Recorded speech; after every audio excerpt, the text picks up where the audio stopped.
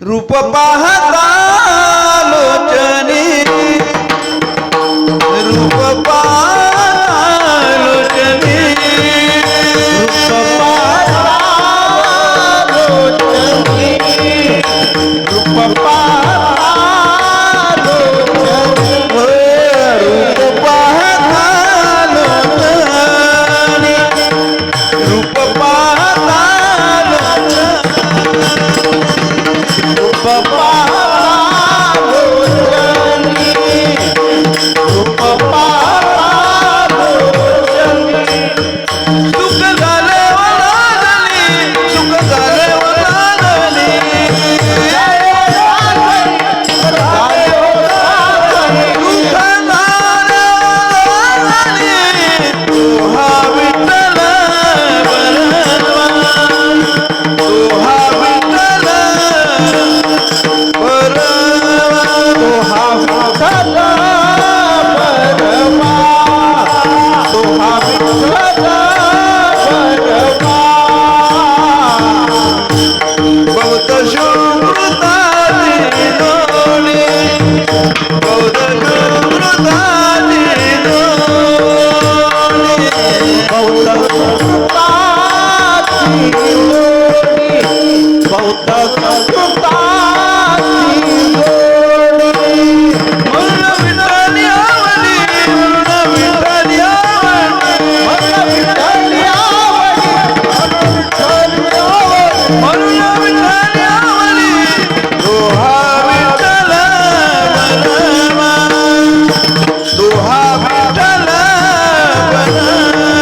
तो हा विठ्ठल बरवा तो हा विठ्ठल बरवा तो हा माधव बरवा तो हा माधव बरवा तो हा माधव बरवा तो हा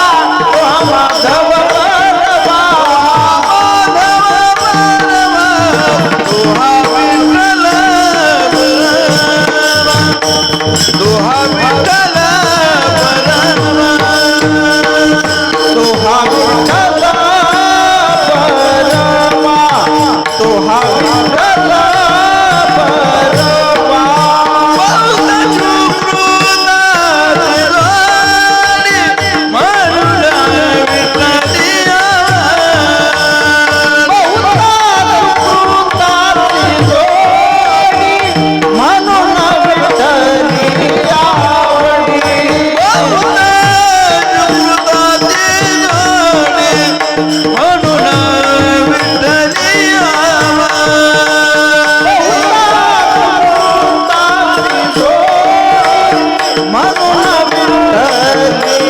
आवडी म्हणून विठ्ठली आवडी म्हणून विठ्ठली आवडी म्हणून विठ्ठली आवडी म्हणून विठ्ठली आवडी तो हा विठ्ठल बरवा तो हा विठ्ठल बरवा तो हा विठ्ठल बरवा तो हा विठ्ठल बरवा तो हा माधव बरवा तो हा माधव बरवा तो हा विठ्ठल बरवा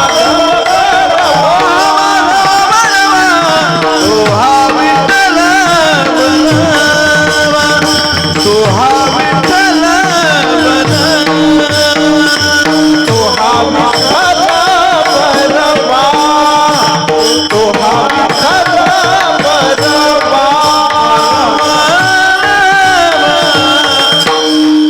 विठोबार कुमाई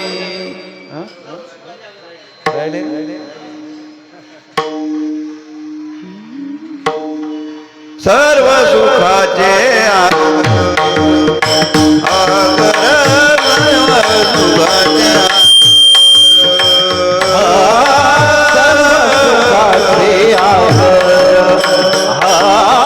सर्व सुखाचे आगर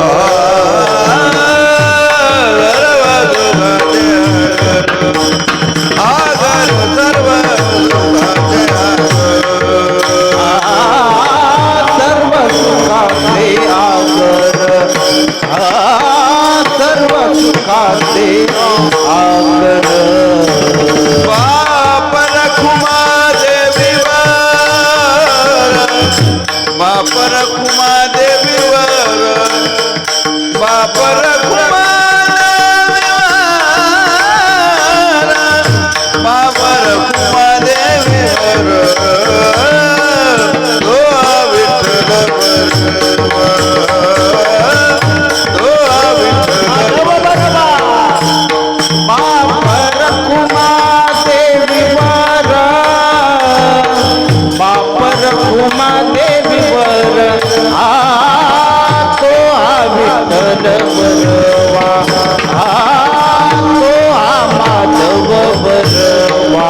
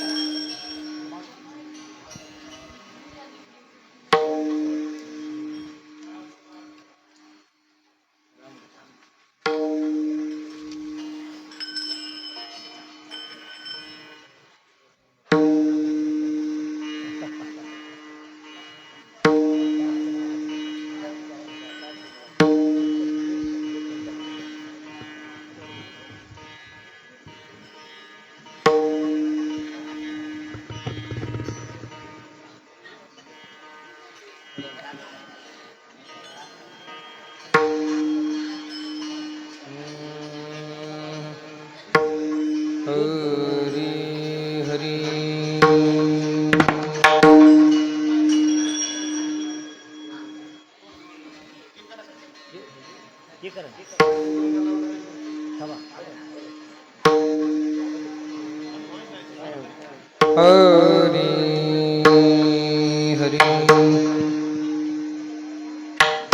हरी हरी हरी ज्ञानोबा मौली हरि राम कृष्ण हरे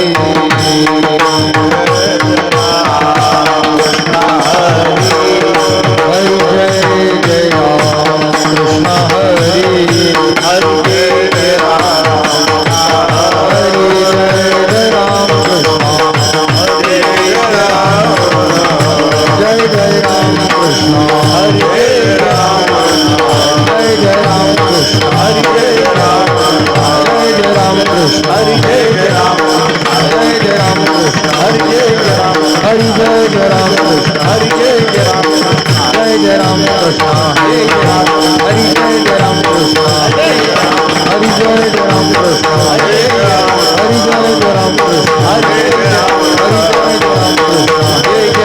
हरि जय जय राम कृष्ण हरि जय जय राम हरि जय जय राम कृष्ण हरि जय जय राम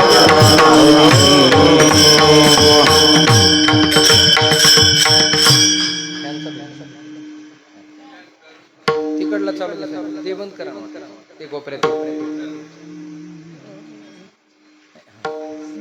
अरे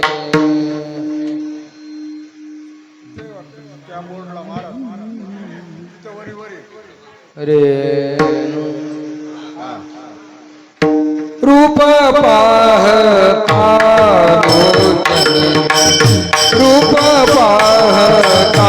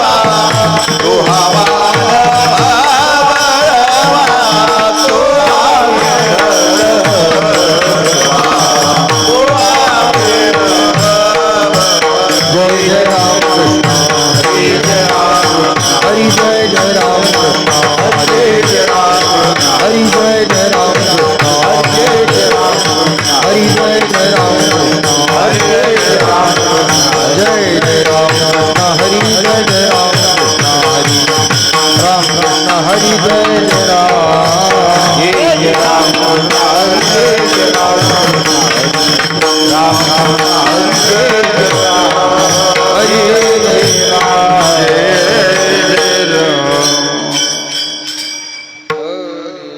हरी हॅलो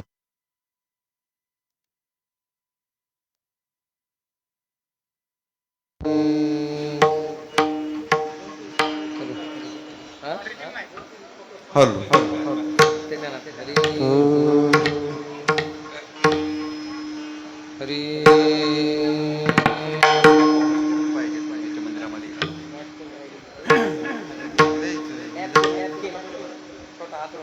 हॅलो हॅलो तिथं राहिला हरी पुढची वर असेल सोपा सेट हरी अमृताची फळे अमृताची बिली अमृताची फळे अमृताची फळे अमृताची बिली अमृताची फळे अमृताची तेची पुढे झाली बिजाची पुढे झाले पुढे झाले अमृताची फळे अमृताची बिली अमृताची फळे अमृताची फळे अमृताची बिली अमृताची तेची पुढे झाली बिजाची पुढे झाली बिजाची ऐशी आमच्या संग देनाराया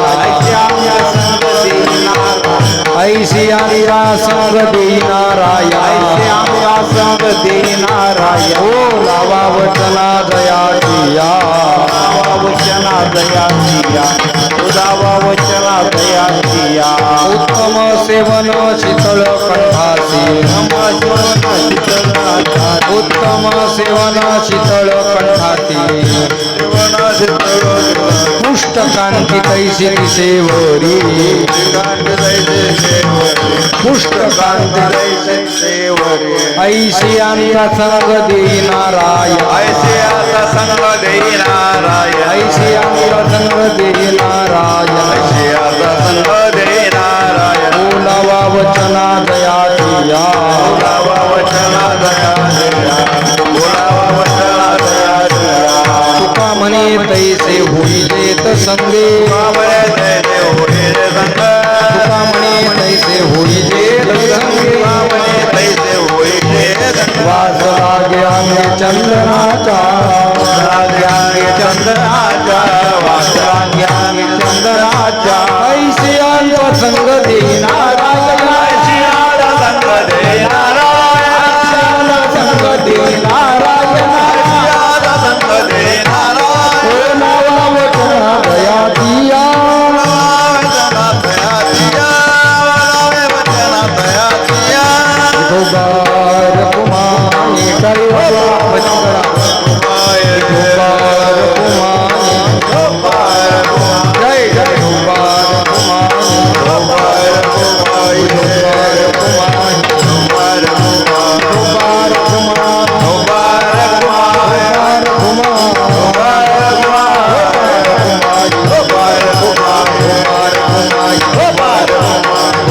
कुमारी गोबार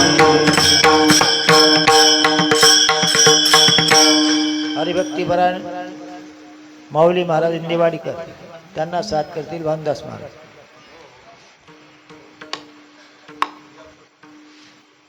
हॅलो नाही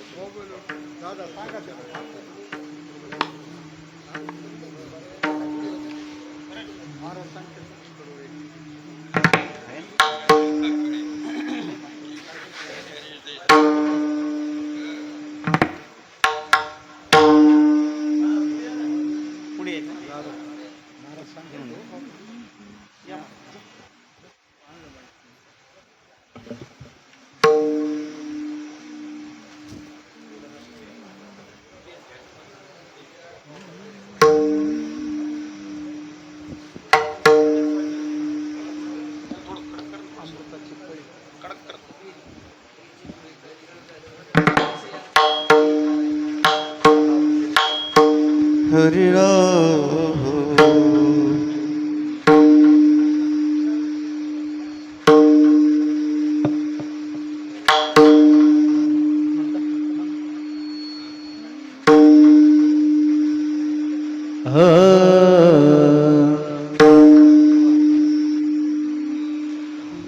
अमृताची फळे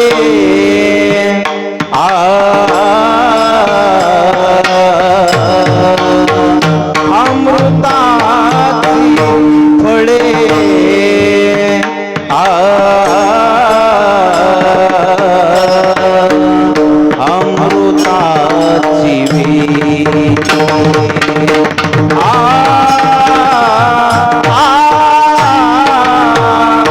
अमृताची फळे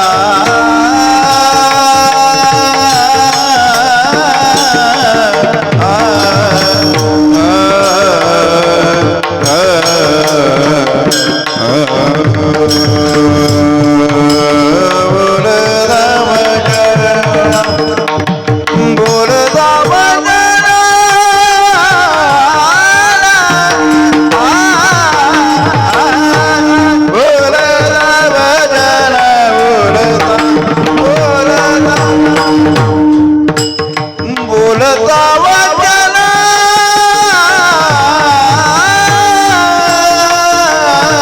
दयाची बोलता वचन दयाची बोलावा वचना जयाची बोलावा वचना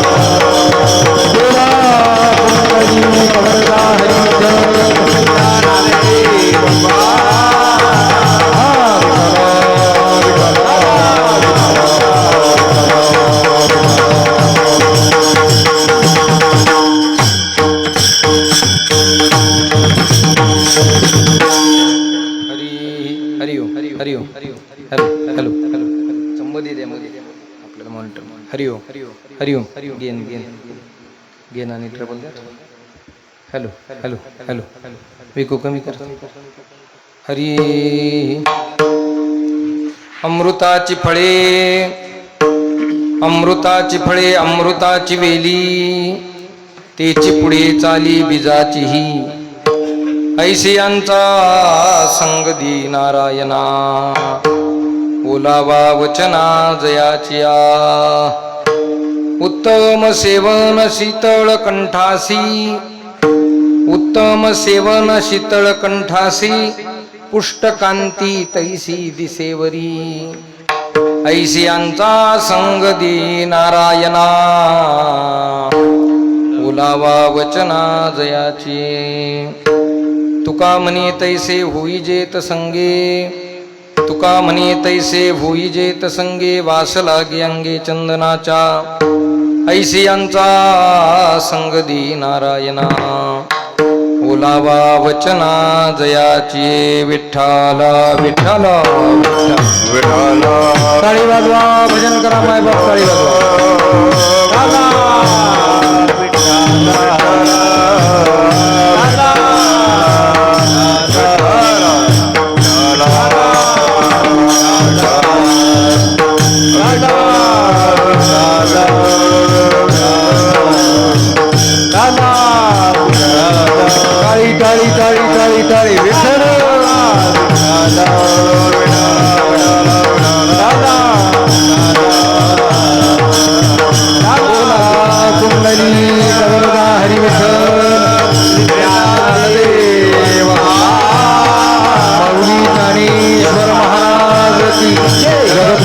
तुकाराम महाराज पंढरीनाथ भगवान सियावर रामचंद्र भगवान महाविष्णु भगवान की नमः पार्वती पते शिव हर हर विठ्ठल विठ्ठल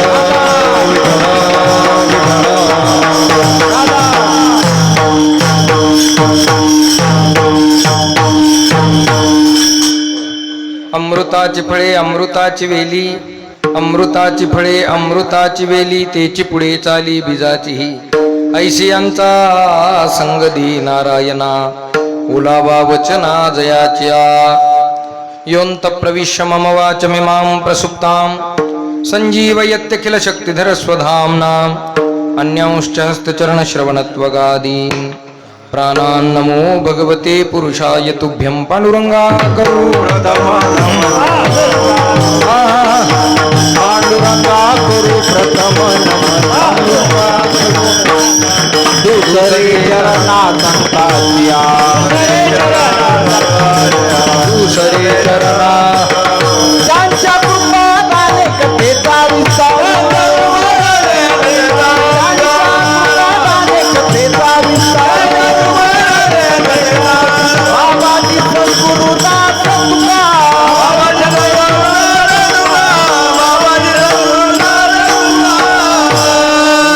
सद्गुरुं शान्तं सच्चिदानन्दविग्रहं पूर्णब्रह्मपरानन्दमीशमानन्दिवल्लभम् ॐ नमो ज्ञानेश्वरा करुणाकरा दयाळा तुमचा अनुग्रह लाधलो पावन झालो चराचरी मी कळा कुसरी काहीच नेने बोलतो वचने अतिभाविका एका जनार्दनी तुमचा दास त्याची आस पुरवावी नमो सद्गुरु तुकया ज्ञानदीपा नमो सद्गुरु सच्चिदानंद रूपा नमो सद्गुरु भक्त कल्याण मूर्ती नमो सद्गुरु भास्करा पूर्ण कीर्ती श्रीरंगनाथं गुरुराजवर्यं मुमुक्षुणां ज्ञानदानैकदक्षं प्रभावती क्षेत्रनिवासिनन्तं नमामि वेदान्तविदां वरिष्ठं लोकाभिरामं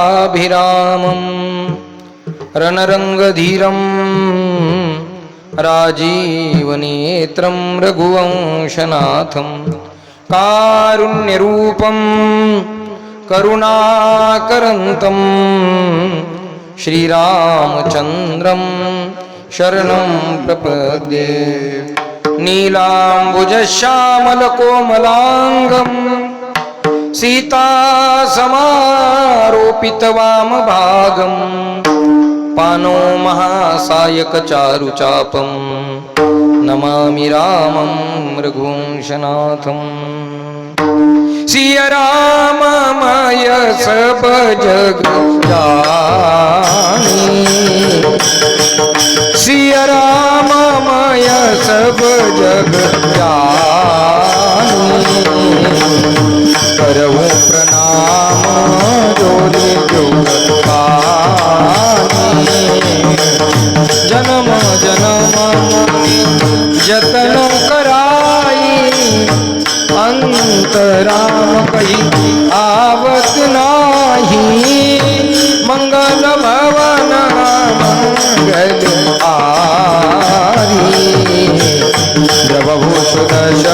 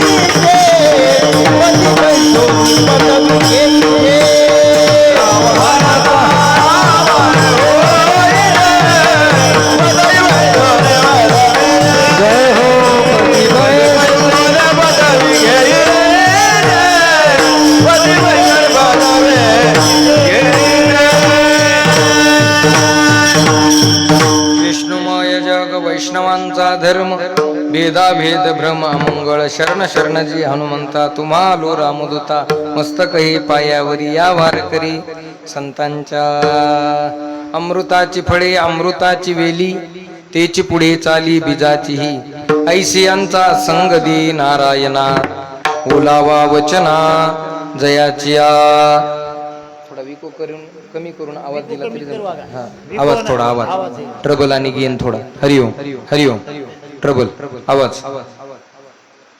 अमृताची फळे अमृताची फळे अमृताची वेली तेची पुढे चाली बीजाची ही ऐसियांचा संग दी नारायणा ओलावा वचना जयाच्या प्रस्तुत प्राप्त प्रसंगी आजची कीर्तन रूपी सेवा भगवान प्रभू रामचंद्रांच्या या पावन दरबारामध्ये आहे आणि त्या सेवेकरिता निवडलेला अभंग वैराग्यराग्र शिक्षित प्रकाश सूर्य संत श्रेष्ठ श्री तुकोबाराय यांचा चार चरणाचा साधा सोपा बहुतेक मंडळींच्या परिचयाचा भगवान पंढरीश पांडुरंग परमात्म्याकडे मागणी करणारा अभंग आहे. विठ्ठला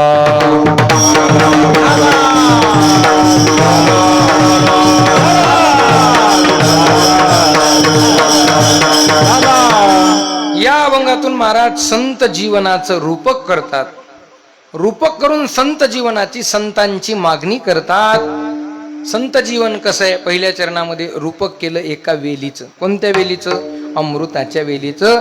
ज्या वेलीचं बीजही अमृताचं आहे, वेलही अमृताची आहे आणि त्याला लागणारं फळ सुद्धा अमृताचं आहे, पुढे तिचा होणारा प्रसार सुद्धा अमृताचाच आहे. असं जीवन ज्या संतांचं आहे ऐसियांचा संग नारायणा ऐसी यांचा संग देई.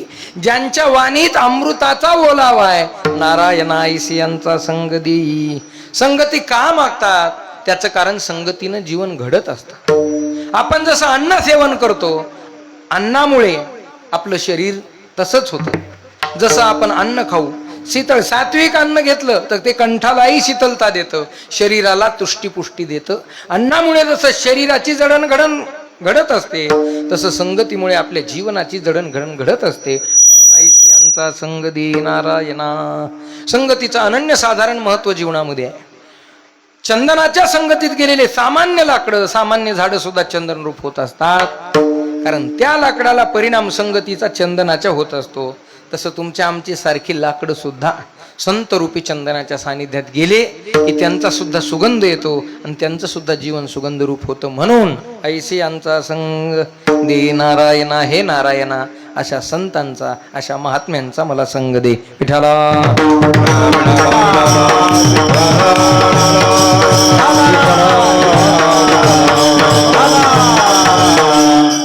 असा अभंगाचा सरळ सरळ भाव आपल्या समोर प्रस्तुत केला.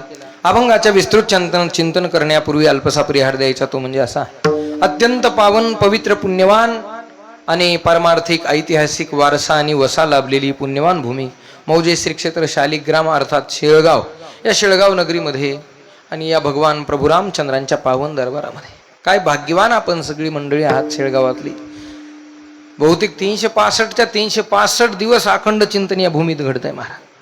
कारण दररोज भगवान विष्णू परमात्म्याच्या मंदिरात विष्णू सहस्रनाम आहे, हरिपाठ आहे, रोजची सेवा आहे तुमची आणि त्यात हे होणारे विशेष उत्सव आहेत.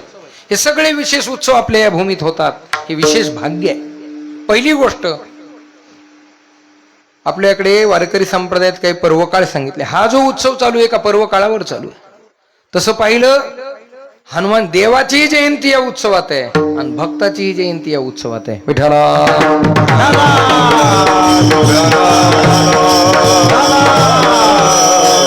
पर्व विशेष भागवत धर्मी नृसिंह जयंती, रामनवमी, वामन जयंती, जन्माष्टमी, उत्तमोत्तमी शिवरात्री. उत्तमोत्तमी शिवरात्री झाली, उत्तमोत्तमी रामनवमी चालू आहे, उत्तमोत्तमी उद्या हनुमान जयंती सुद्धा. किती सुंदर पर्व काळावरती मग रामनवमीचा पर्व काळ, भक्तवर्य हनुमानजींचा जन्मोत्सव, या दोन्हीचंही एकत्रीकरण म्हणजे तुम्हाला देवाचीही सेवा घडते आणि भक्तांचीही सेवा घडते.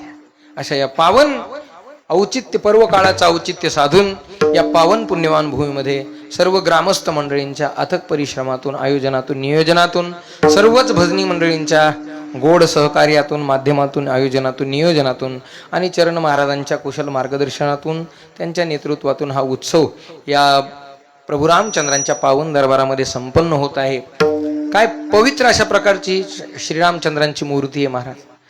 प्रभू रामचंद्रांच्या प्रतिमेकडे पाहिलं की मन अगदी मनात सात्विकता निर्माण होते. सात्विकता मन प्रसन्न होतं.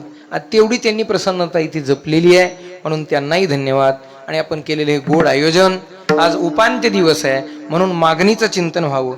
उद्या आपला पालखी सोहळा आहे आणि परवा काल्याचा उत्सव आहे, पण आज मागणं मागावं संप्रदायाचा एक नियम आहे. नाहीतरी मागायच्या वेळेलाच मी येतो महाराज. बहुतेक माझं कामच मागणं आहे काही, कारण तिथंही मागायलाच होतो आणि इथंही मागायलाच आहे. आता तुम्ही हे सगळ्यांनी लक्षात ठेवत जाओ, मी कशाला आलोय. विठ्ठल विठ्ठल विठ्ठल विठ्ठल. म्हणजे आता पुन्हा कीर्तन झाल्यावर वेगळं सांगायची मला गरज. लक्षात आलं ना तुमच्या. असो, विनोदाचा भाग सोडून द्या. पण ते आता मागणीचा दिवस असल्यामुळे देवाकडे काहीतरी मागावं लागतं. हा वारकरी संप्रदायाचा अलिखित दंडक आहे. आणि इथं आल्यावर तर नेहमीच मला प्रसन्नता वाटते की शेळगावमध्ये की आपल्या परिसरातलं अत्यंत ऐतिहासिक पारमार्थिक वसा लाभलेलं गाव आहे. आणि या भूमीमध्ये हा सगळा सोहळा आपण उपभोगत आहोत. आणि या भूमीप्रमाणेच आपल्या गावात ही सगळी भजनी मंडळी सुद्धा तेवढी अधिकार संपन्न आहेत महाराज. हे सगळं चिंतन जपणारी आपण मंडळी आहात.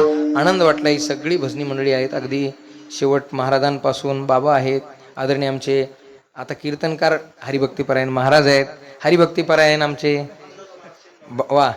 शेनगावकर, ते तिकडले शेनगावकर.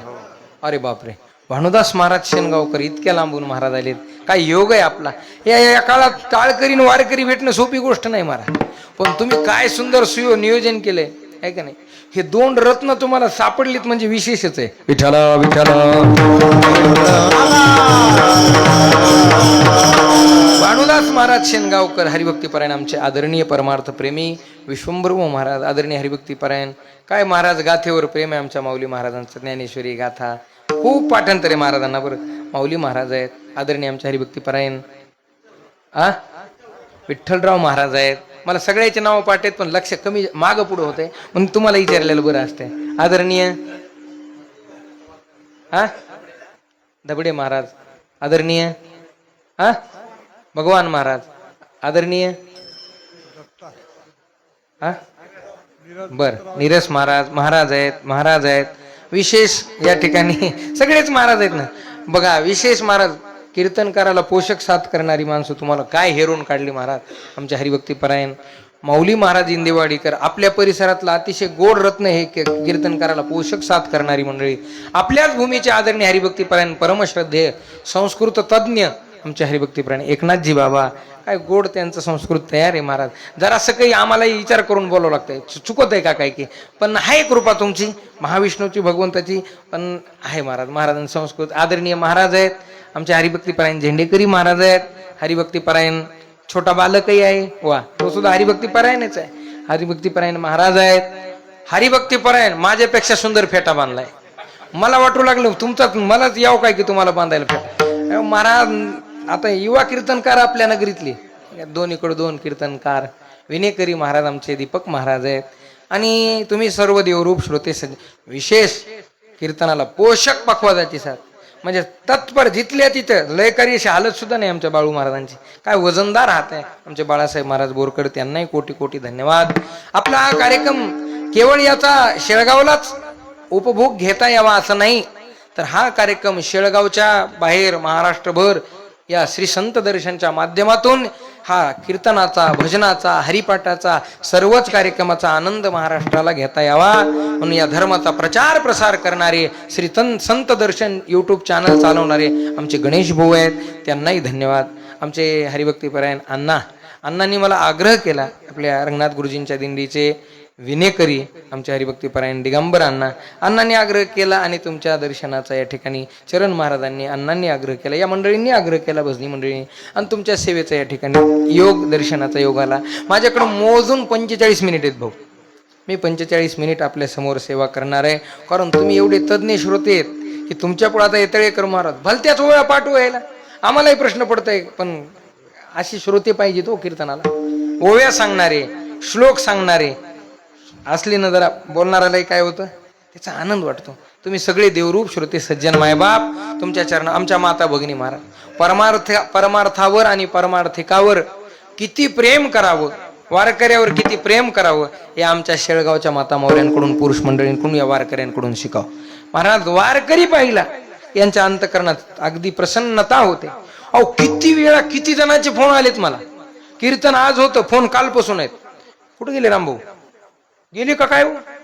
नुसतं येऊन जे हरी म्हणून दर्शन, आहेत आहेत आहेत म्हणलं, उगं जे हरी म्हणायला येऊन गेले का काय? विठ्ठल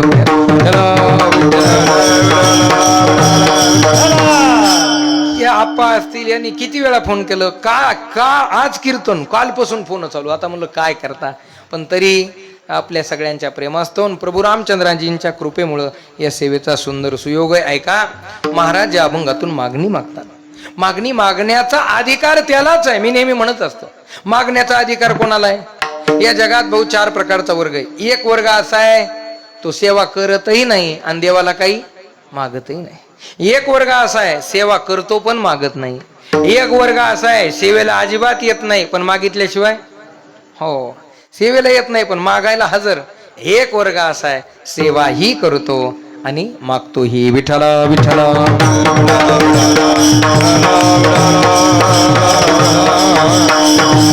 एक वर्ग या जगाच्या पाठीवर असा आहे तो सेवाही करत नाही आणि काही मागत आहे. ते म्हणतो हा ते मंडपाकड, सप्त्याकड, कीर्तनाकड आपलं काही. आम्ही बऱ्याचदा आम्हाला अनुभव येतो. आम्ही म्हणलं का हो तुमच्या गावात कीर्तनाला आलतोच काल, तुम्ही दिसले नाही सप्त्यात. ते म्हणले महाराज ते कीर्तन, भजन, सप्ताह, रामायण, भागवत ते आपलं कामच नाही. हा ते आपलं काम आपलं नाहीत काय भूताचे होय. बरेच लोक म्हणते आपण तिकडे नसतोच, त्याचं ना आपलं जमतच नाही. या म्हणजे भजन आणि कीर्तन काय रुतत आहे, पण बरेच असे लोक आहेत इकडे येतही नाहीत. आणि काही असाही एक वर्ग आहे जगा, तो म्हणतो आमचं त्याच्याशी काही घेणं देणं नाही. एक वर्ग असा आहे सेवा करतो पण काही मागत नाही. एक वर्ग असा आहे मागतो पण सेवा करीत नाही, पण मागितल्याशिवाय राहत नाही. परवा दिवशी अनुभव येतो बघा काल्याच्या कीर्तनाला. बरेच दिवस गैरहजेरी असते पण काल्याच्या दिवशी हजरच असतो. बरेच माणसं हरिपाठाला नाही, पारायणाला नाही, कीर्तनाला नाही, विष्णू सहस्त्रनामाला नाही, रामायणाला नाही, कशालाच नाही, पण पंक्तीला. पण ते बी सेवाच आहे बरं का. काही बाकीचे लोक म्हणतील याचं काऊन पोट दुखायले, ते सुद्धा सेवाच आहे. विठ्ठल विठ्ठल विठ्ठल.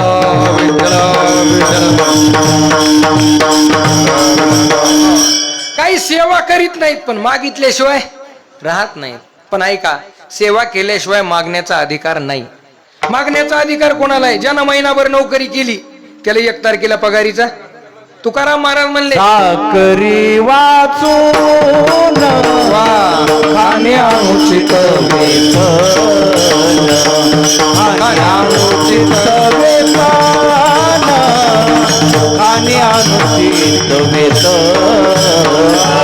चाकरी वाचून खाण्यानुचित वेतन.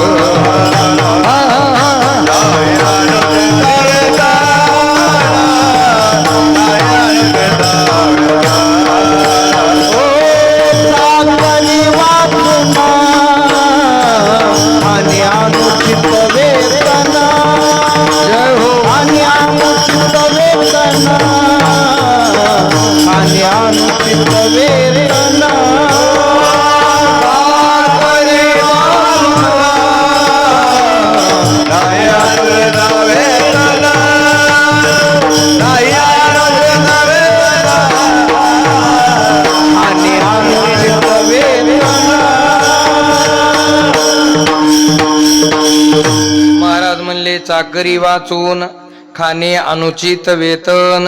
चाकरी शिवाय वेतन खाणे अनुचित आहे. चाकरी शिवाय, सेवेशिवाय काही मागणं योग्य आहे का?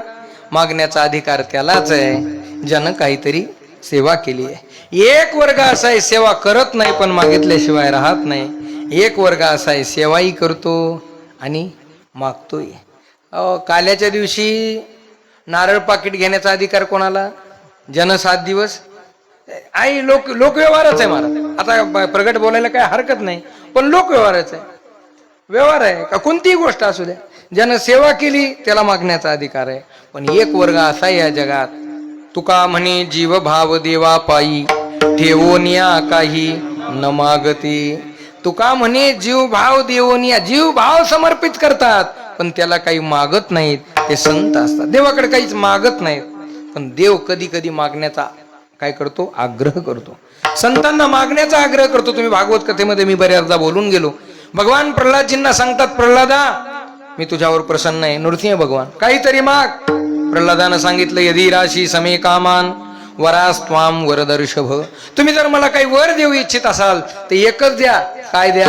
मी तुम्हाला काही मागावं असं माझ्या मनातच येऊ नये हेच द्या. विठ्ठल विठ्ठल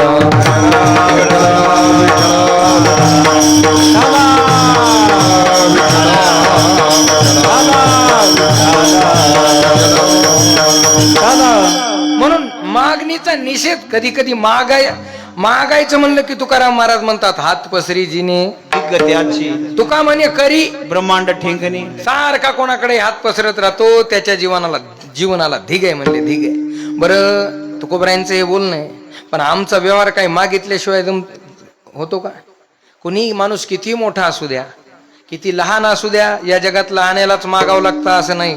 कधी कधी मोठा सुद्धा मागायला येतो. अहो जे कधीच मागत नाहीत ते मागणीचा निषेध करणारे सुद्धा कधी कधी मागतात. पण कधी मागत असले तरी काय मागतात हे महत्वाचं आहे. रामचंद्रांच्या दरबारात ही सेवा आहे. मी दुपारीच रामकथेची सांगता करून आलो. भगवान भरतजी जेव्हा रामचंद्रांना भेटण्याकरता निघाले, भरत चले चित्रकूट रामा, भरत चले चित्रकूट. भरतांनी ठरवलं, माझा दादा जर वनात असेल तर मी अयोध्येत राहून काय करू? अयोध्येत मी राहणार नाही. माझा दादा वनात जातोय आणि मी हे ऐश्वर्य भोगतोय. माझा दादा वनात गेलाय आणि या पाप्यामुळे माझ्या दादाला वनात जावं लागलं. या पाप्यामुळे माझ्या पिता ये लोकाची यात्रा संपवली महाराज दशरथांनी. भरतजी म्हणतात, भरत सरीस को राम सनी मोसम को पातकी. भरतजी म्हणतात, माझ्यासारखा पापी या जगावर, त्यांचे शब्द ते पातकी नाहीत, पण ती त्यांच्या अंतकरणातली ग्लानी आहे, त्यांच्या अंतकरणातली ती एक भावना आहे. मी या अयोध्येत थांबणार नाही. भरतजींनी ठरवलं, मी आता रामचंद्रांना भेटण्याकरता जाणार. भरतजी रामचंद्रांना भेटण्याकरता निघाले. भरताबरोबर अयोध्येतला चतुरंगिनी समाज आहे, सगळे लोक आहेत, सर्व समाज, तीनही माता, प्रधान मंत्री, काही लोक रामचंद्रांना भेटण्याकरता निघाले. सगळेजण निघाले महाराज. मी नेहमी सांगत असतो, कोणी रथात बसून निघालं, कोणी घोड्यावर बसून निघालं, कोणी अंबारीत बसून निघालं. अंबारी माहिती आहे तुम्हाला? ते अंबारी मसाला असतो बघा एक, ते नाही बरं का, ते मसाला आहे. अंबारी हत्तीवर असते, अंबारी बसण्याकरता ती अंबारी. कोणी त्या अंबारीत बसून निघालं. सगळेच निघाले महाराज. भरतजी मात्र कसे जाऊ लागले? पायी. बर पायी जाऊ लागले. निस्ते पायी नाही, अनवानी पायी. पायात काही वाहन घातलं. कौशल्या माच्या डोळ्यातून पाणी आलं आणि मा बोलू लागली, भरता अरे इतके वाहन आहेत, इतका रथ आहे, इतका अंबारी आहे, एखाद्या वाहनात बस. बरं पायी चालतोस आणि पायी चालतोस ते पायात काही न घालता चालतोस. भरताच्या मुखातले शब्द आहेत, आई तू म्हणतेस मला एखाद्या वाहनामध्ये बस, तू म्हणतेस मला एक घोड्यावर बस, तू म्हणतेस मला हत्तीवर बस, तू मला पायाने चालू देत नाहीस. पण खरं सांगू मा, हा भरत एवढा पापी आहे. माझा अधिकार कुठल्या अंबारीत बसण्याचा नाही, माझा अधिकार घोड्यावर हत्तीवर बसण्याचा नाही. खरं सांगू, माझा अधिकार पायानं चालण्याचा सुद्धा नाही. कारण मी एवढा पापी आहे, पायानं चालावं हा सुद्धा माझा अधिकार नाही. मग कसं चालावं? भरतजींच्या मुखातले शब्द आहेत, शिर भरू जाई उचित असमोरा, सब ते सेवक धर्म कठोरा. सेवकाचा धर्म असा आहे, मी सेवक आहे आणि मी दोषी आहे. मी पायानं चालत जावं असं नाही, मी डोक्यानं चालत जाऊ, उलट चालत जाव, डोक्यानं चालत जावं. रस्ता काटेरीचा असावा, वनाचा असावा आणि या पाप्याला शिक्षा अशी भेटावी की याचे डोके काटाड्यातून जावं. ही भरतांची ग्लानी आहे. भरतजी भेटण्याकरता निघाले. जाता जाता फार विस्ताराचा प्रसंग आहे. गुहकाच्या आश्रमात गेले, त्या नगरीमध्ये गेले, निषाद राजाकडे गेले. निषाद राजाने परीक्षा घेतली. जाता जाता गंगा मैयाच्या काठावर गेले. भरद्वाजींनी तर स्वागतच केलं. धन्य आजी देईन भरता, तुझ्यासारख्या महात्म्याचं दर्शन झालं, धन्य आमचा दिवस आज, हे भरद्वाज म्हणतात. जेव्हा गंगेच्या काठावर गेले, गंगा मैया प्रसन्न झाली, गंगा मैया प्रगट झाली आणि भरतजींना म्हणू लागली, रामायणात वर्णन आहे, भरता तू आलास आणि आम्हाला पावन केलंस.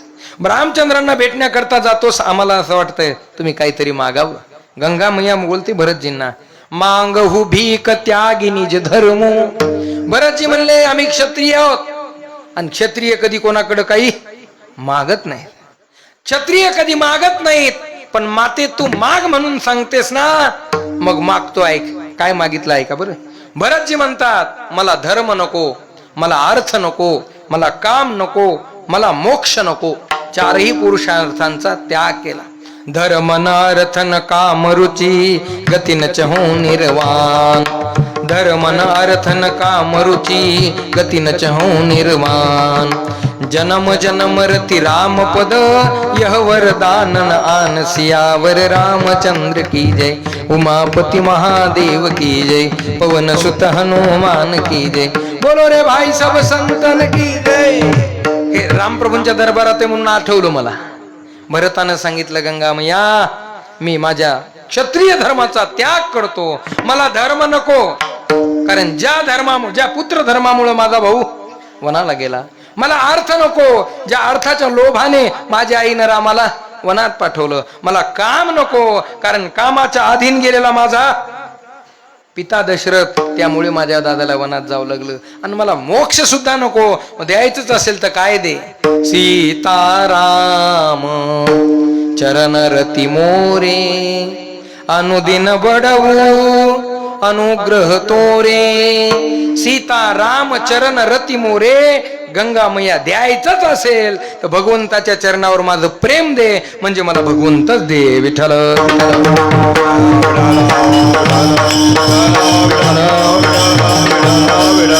म्हणजे काय मागितलं, मागितलं नाही असं नाही, पण देव मागितला. ऐका, देवाकडं मागावं का देवच मागावा. झोपलेत का जागे तुम्ही. देवाकडं मागावं का देवच मागावा. आपण पंढरपूरला जातो, इतकं चालून जातो 200-250 किलोमीटर. काय भजन करत, काय कुठं बाईला घुसत, काय कुठं कसं जातो आपण. बरेच असं का जातो महाराज, पण तिथं गेल्यावर देवाला काहीतरी मागतो. बरं देवाला काहीतरी मागावं का देवच मागावा. महाभारतातला प्रसंग आहे. महाभारतीय युद्ध होणार सुरू, ते अगोदर दोघं गेले देवाकडे. दोघंही गेले. कोण दोघं. वा. आता देव झोपला होता का झोपीचं सोंग करू लागला. आणि हे बघा, झोपलेल्याला उठवणं सोप आहे. एखादा जर खरंच निद्रिस्त गाढ झोपला ना, उठ म्हणलं की ते दचकून उठत आहे. जे खरं झोपलेलं आहे आणि जे झोपीचं सोंग करायला ना भाऊ, त्याला किती उठवा ते जास्त घोरत आहे. त्याला झोपलेलं नसतंय ते, पण ते घोरत आहे मला, कारण ते सोंग करत. हे झोपला नव्हता बरं. कोण. देव. त्याला माहित होतं दोघं येणार आहेत. हे उग पडल्या डोळे झाकून. बघा तुम्ही कीर्तनातही काही लोक कीर्तनात खरोखर झोपतात, आणि त्याला जर म्हणलं झोपू नको, ते म्हणते हा झोपलो नाही, डोळे झाकून ऐकायलो. विठ्ठल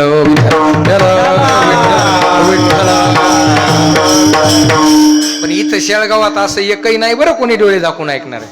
सगळे डोळे उघडे ठेवून ऐकतात. विठ्ठल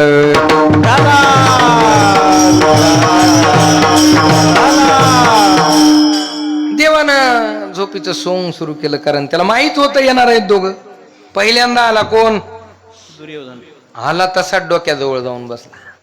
आता देवानं उठावणं. देव म्हणला नाही, माझा लाडका आणखीन आलाच नाही. कोण. अर्जुन. हो, म्हणून देवानं डोळे सुद्धा नाही उघडिले, बघितलं सुद्धा नाही, पापणी सुद्धा हलविली नाही. आणि सगळे नाटक कोणी करावेत. आपण कितीही प्रयत्न करू द्या, पण देवासारखं नाटक आपल्याला नाही जमत. विठ्ठल विठ्ठल.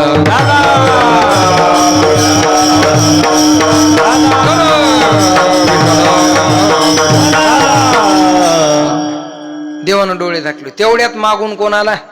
अर्जुन.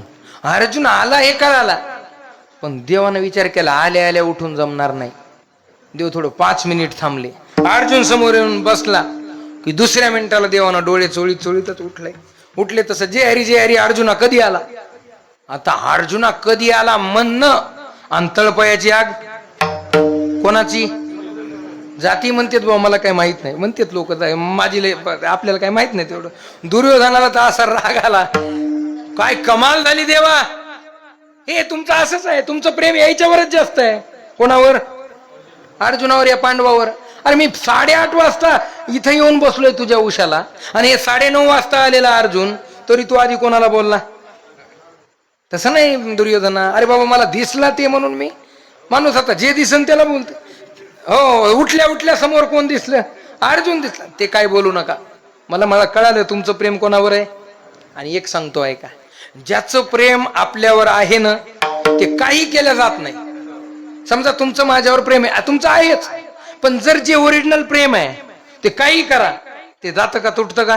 आईचं लेकरावर प्रेम असतं की नाही? आईचं लेकरावर प्रेम असतं. लेकरानं बोलू द्या, लेकरानं तिचे गालगुसे घेऊ द्या, घेतेच बरेच लेकर महाराज. तिला छोटस लेकरू त्याला काय कळतं? तिनं त्या लेकरानं त्या मातेच्या साडीवर घाण करू द्या, आईचं प्रेम कमी होतं? अहो काही करू द्या, उलट ते प्रेम वाढतं. जैसे तैसे बाळ माते आवडे, बोलता बोबडे शब्द गोड, बोलता बोबडे शब्द गोड. जैसे तैसे बाळ माते आवडे, जय हो. बोलता बोबडे शब्द गोड, बोलता बोबडे शब्द.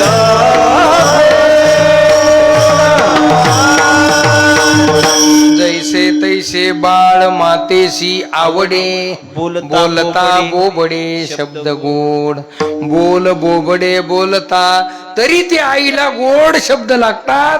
हे कारण आईची त्याच्याविषयीची काय असते? आवड असते, प्रेम असते. प्रेमात कमी होत नाही. देव लक्षात आलं दुर्योधनाच्या. बरं ठीक आहे, असू द्या. आता कशाला आलेत? दोघही आलेत, बड झाला आलेत, आनंद वाटला. कस काय आलेत? काय नाही म्हणले. दोघांनी सांगितलं आमचं तुमच्याकडे काम आहे, आम्ही दोघही तुम्हाला काहीतरी मागायला आलो. ठीक आहे, काय युद्ध होणार आहे आणि तुमच्याकडून आम्हाला मदत पाहिजे. देवानं दुसऱ्या मिनिटाला सांगितलं मदत करतो. एका बाजूनं माझे काय सेना असेल, मी एका बाजूनं असेल, पण मी काही काम करणार नाही. काम तर करणार नाही, हातात शस्त्र घेणार नाही. फक्त जमलं तर 4 गोष्टी युक्तीच्या. हा, देवाचं कामच. काही लोकांचं काम फक्त सांगणं असतं, करायचं काहीच नाही. कोणाचं असं काम असतंय? फक्त सांगायचं, करायचं काहीच नाही. महाराजाचं विठ्ठल विठ्ठल विठ्ठल महाराज लोकांनी करावं का सांगावं? म्हणजे तुम्ही सुद्धा म्हणाले त्यानं काही करायचं नाही, फक्त सांगायचं. महाराजांना लोकांना सांगायचं चांगलं वागा, त्यानं चांगलं वागायचं, असं तुमचं म्हणणं आहे का? तुम्हीच म्हणले काय का? हा, आधी केले मगच त्याला असू द्या. हा, त्यानं काय सांगितलं? मी काही करणार नाही, फक्त आता 4 गोष्टी युक्तीच्या सांगेल. हो, मागा म्हणले. अर्जुना माग. देव पुन्हा कोणाला म्हणले? अर्जुना. दुर्योधन म्हणला बघा, अहो आधी मी आलोय आणि पहिल्यांदा कोणाला मागायला वगैरे? तसं जमणार नाही, मी अगोदर मागणार. कोण म्हणला? दुर्योधन. आना दुर्योधन कुठेही मागायला हजरच असतो महाराज, सगळ्यात आधी मागायला येतो तो. असं म्हणलं तर काही. दुर्योधन म्हणला देवा एक काम करा. त्यानं मनातल्या मनात विचार केला, हे एक तर काही काम करणार नाही, निस्त्या गप्पा हाणणार आहे, याला नेण्यात काही मजा नाही, निस्त्या गोष्टी तर कोणीही सांगताय. देवा दुर्योधन म्हणला देवा असं करा ना, तुमचं जे सैन्य ते मला देऊन टाका. देवाला हेच करायचं होतं. देव मोठा हुशार, देव चतुर, देव चतुर. देवानं सांगितलं काय हरकत नाही अर्जुना, आता तुला ते म्हणला जे शिल्लक आहे ते मला. शिल्लक काय आहे? देवा तूच आहेस, आणि मला तू जर असलास तर बाकी कशाचीच गरज. तू जर असलास तर मला शस्त्राची गरज नाही, तू जर असलास तर मला सैन्याची गरज नाही. कारण अर्जुन मला माहित आहे, जिथं तू आहेस तिथं विजय आहे, जिथं तू आहेस तिथं लक्ष्मी आहे, जिथं तू आहेस तिथं श्री आहे. भगवद्गीतेच्या 18व्या अध्यायातला यत्र योगेश्वर वा तत्र श्री विजयो भूतिर ध्रुवानी वा. महाराष्ट्राला सुद्धा कळू द्या, शेळगावात गीता किती पिकते आहे ती. विठ्ठल कारण शेळगाव ही भूमी सामान्य नाही महाराज. इथं एक संस्कृत बोलणारी मंडळी आहेत, संस्कृत बोलणाऱ्या माता माऊल्या आहेत, श्लोक गाणाऱ्या माता माऊल्या आहेत. असे काही काही अवघड श्लोक आहेत महाराज. आम्ही याच्याकडे जेवायला पंक्तीला जेवायला बसतो ना, आता अशात कोणी बोललेलं नाही म्हणा, पण जेव्हा पंक्ती नाही, आता वेळही नाही म्हणा, पण जेव्हा पंक्तीला बसतो ना आपण, काय श्लोक म्हणतात अशा अवघड माता, आम्हाला सुद्धा पाठ नाहीत. विठ्ठल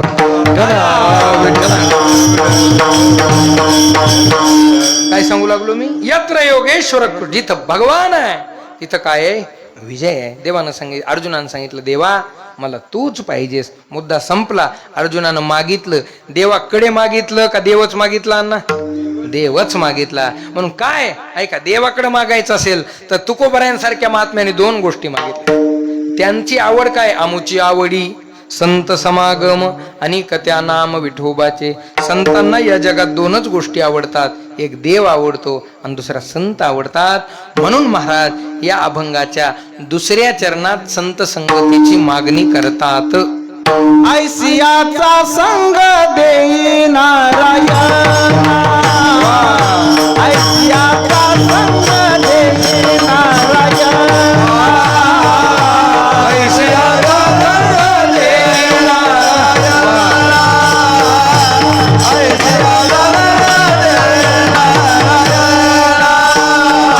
ऐसियाचा संग देई नारायण,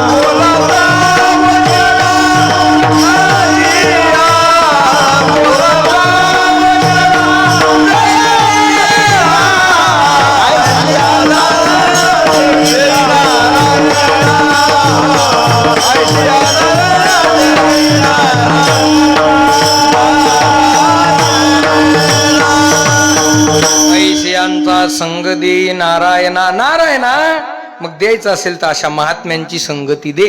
बरेच सगळे अभंग गाथा बघा तुम्ही, ज्ञानोबराय, तुकोबराय, निवृत्तनाथ महाराज या सगळ्या संतांनी देवाकडे मागितलं असेल तर दोनच गोष्टी मागितल्या. काय मागितल्या?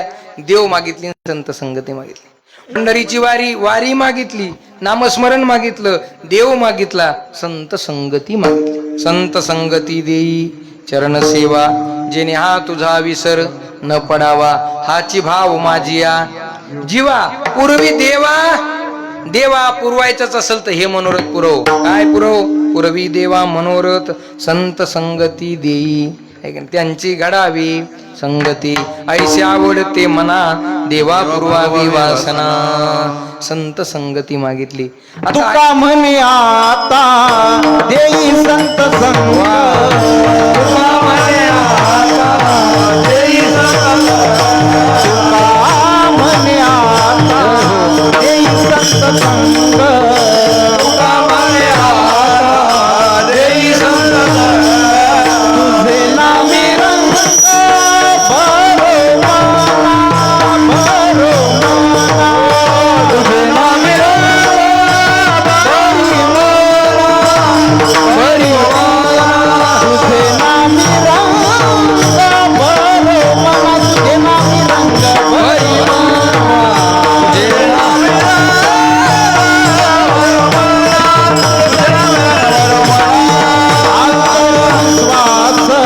अखंड नामाचा, अंतरी विश्वास, अखंड नामाचा, अंतरी विश्वास, अखंड नामाचा, अंतरी विश्वास, अखंड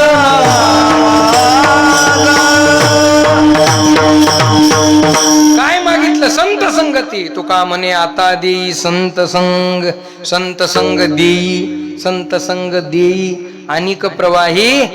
का संत संगती मागितली? कारण संत संगती या जगात दुर्लभ आहे. पण ऐका, आजकाल आम्हाला पहिल्यांदा संत कळाले पाहिजे. आम्ही संत म्हणून कोणाच्याही मागे लागतो आणि सध्या तर महाराष्ट्रात फार दुर्दैवी स्थिती झाली. तसं पाहिलं तर त्या संत परंपरेचा त्या सध्या एक महाराष्ट्रात प्रकरण चालू आहे. आणि नुसतं चालू नाही, जोरात चालू आहे. जोरात चालू आहे का खराब चालू आहे? विठ्ठल विठ्ठल विठ्ठल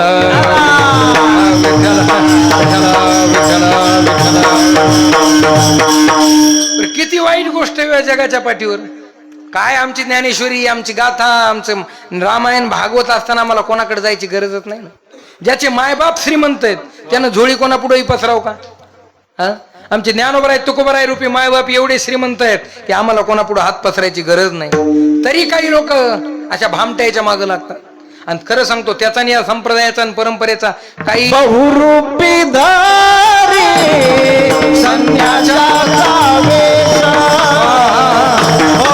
बहुरूपी धरी संन्यासाचा वेश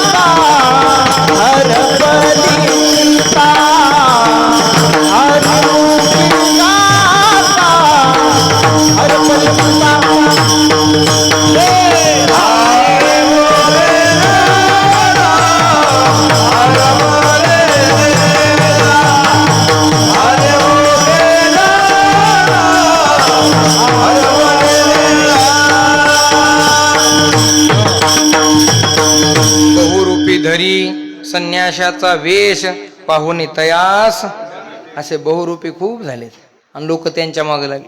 पण त्याला लोक बाबा म्हणालेत बरं का, पण त्याचा आणि या संप्रदायाचा काही संबंध नाही. ते काय बाबा नाही मारत, ते सुटाबुटातला भामटा आहे, सुटाबुटातला. मी लाईव्ह बोलायलो, घाबरून बोलायला नाही. खरं आहे ते बोलायला काय भीती आहे. प्रक्षेपण चालू लाईव्ह, सूटबूट घालून लोकांना फसवलं आणि 1000 आणि 500ला नाही करोडो रुपयाला फसवलं. याच्यात एक कळालं, त्यांना चिचुकी ऐकली. चिचुकी केवढ्याला मिळते आपल्याकडे? 10,000ला 15,000ला. अहो चिचुकी 15,000ला केवढ्याला? फुकट कोणी विचारित नाही. पण त्यांना 10,000पासून तर 10 लाखापर्यंत एक चिचुका विकला. बघा मग, म्हणजे काय दुनिया झुकती आहे. पाहिजे का तुम्हालाही? पाहिजे म्हणाला तुम्ही दुकानीवाला. विठ्ठल विठ्ठल विठ्ठल. आणि याच्यापेक्षा दुर्दैव सांगू बरं, त्याच्याकडे काही सामान्य माणसं नाहीत बरं, आपल्यासारखे कोण नाही. मध्यमवर्गीय, सामान्य सोडा, मध्यमवर्गीय सुद्धा नाही, सगळे हाय प्रोफाईलचे माणसं आहेत. करोडोपती अब्जाधीश माणसं आहेत त्याच्याकडे महाराज. आणि या सगळ्यांची त्यांनी लूटमार केली आणि अतिपातक झालं. आणि देवाला सहन होत नाही, लक्षात घ्या. कोणीही असू द्या, तिथं मी असू द्या नाही तर कोणीही असू द्या, त्याच्या दरबारात आपण म्हणतो उसके दरबार में देर है. त्याला काही कळत नाही असं थोडंच आहे, त्याला सगळं कळतं. तुमची योग्य वेळ आली मग कोणीही असू द्या, त्याला ते फेडावंच लागतं. पण मला ह्याच्यातून हे सांगायचं, देव म्हणून तुम्ही कोणाच्याही पाया पडा, देव म्हणून तुम्ही एखाद्या दगडाला नमस्कार करा, देव म्हणून सर्व भूत मात्र जे जे भेटे भूत ते ते मानिजे, हे आमच्या संतांनी सांगितले. जनदेव तरी पायाची पडावे, ज्यांच्या स्वभावे चाल नाही, ज्यांच्या स्वभावे चाल नाही. जनदेव पायाची पडावे, ज्यांच्या स्वभावे चाल नाही, ज्यांच्या स्वभावे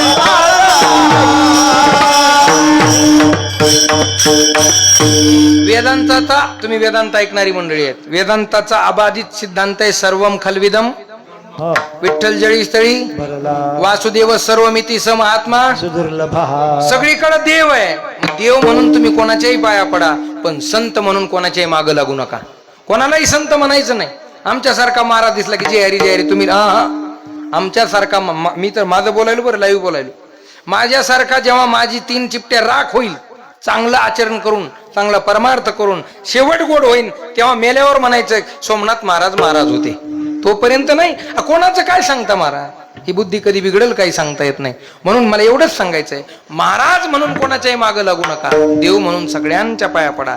इथं अंधश्रद्धा वारकरी संप्रदायानं कधी सांगितली नाही, अंधश्रद्धा कधी पसरविली नाही. आता एक त्या अंधश्रद्धा निर्मूलन समितीवाल्यांनी काल परवा सांगितलं, जिल्ह्यात एक बॉडी तयार झाली आणि जे जे काय भामटे आहेत त्यांना ते शोध तपास मोहीम सुरू झाली. चांगलंय, ते जरूर केली पाहिजे. असे कोण भामटे आहेत त्यांना हुडकलंच पाहिजे. आणि वारकरी संप्रदायाचं पांघरून घेऊन असे बरेच लोक आहेत, तुम्ही हुडका, त्यांना जरूर करा. पण आमच्या ज्ञानोबाराय तुकोबारायानं कधी अंधश्रद्धेला खत पाणी दिलं नाही. तुकोबारायांनी अंधश्रद्धेवर तीर्थी धोंडा पाणी देव रोकडा सज्जनी, असं म्हणणारे तुकोबर आहे. असा हा वारकरी संप्रदाय. म्हणून संत कोणाला म्हणावं त्या संतांची व्याख्या सांगितली आणि त्या संतांची मागणी केली. कारण संतांचं जीवन कसं आहे अभंगाचं पहिलं. अमृताची फळे अमृताची अमृताची फळे अमृताची अमृताची फळे अमृताची जय हो. अमृताची फळे अमृताची अमृताची फळे अमृताची अमृताची फळे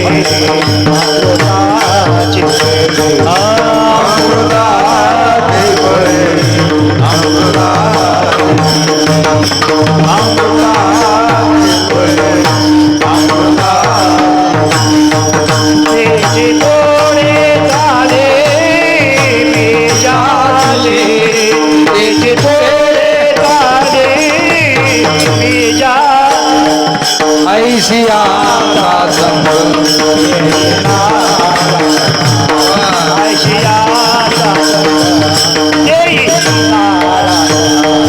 त्याची पुढे झाली मेराची, त्याची पुढे झाले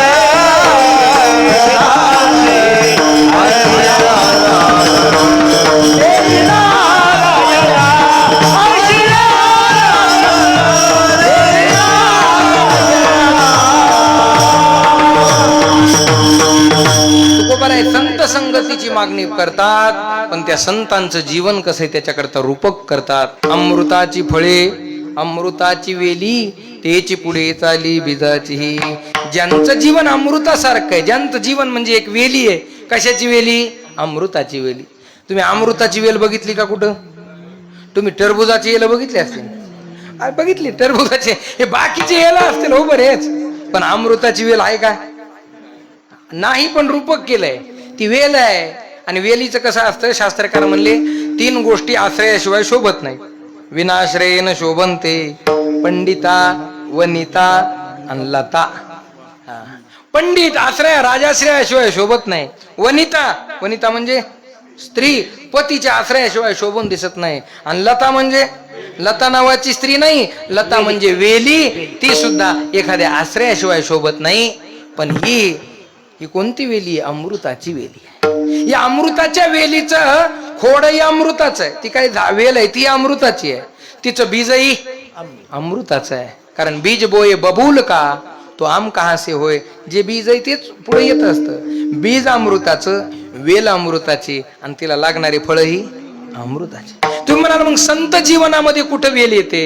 संत जीवनात कोणतं बीज आहे आणि संत जीवनात कोणतं फल आहे? एक मिनिटात सांगतो.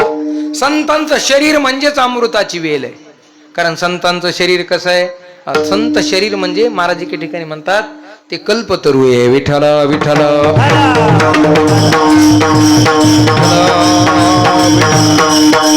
अशा अनेक किंवा ते धन्य धन्य ते शरीर तीर्थव्रतांचे माहेर उपमा दिल्यात. तसं संतांचं शरीर म्हणजे अमृताची वेल आहे. त्यांच्या मुखातून निघणार संत वाङ्मय म्हणजे या अमृताचं काय फळ आहे. अमुखी अमृताचे वाणी देह देवाचे, ही त्यापासून निर्माण होणार फळ आहे. आणि संतांचं जे वाङ्मय आहे ते बीज या ते सुद्धा कशाचं आहे? अमृताचंच आहे. असं ज्या संतांचं जीवन अमृतमय आहे. संतांचं जीवन कसं आहे? अनेक उदाहरण आहेत. अमृत हे अमरत्व देत असतं. संत सुद्धा आपल्याकडे आलेल्या जीवाला काय देतात? अमरत्व देतात. तुकोबरायांकडे जे जे महात्मे गेले ते अमर झाले.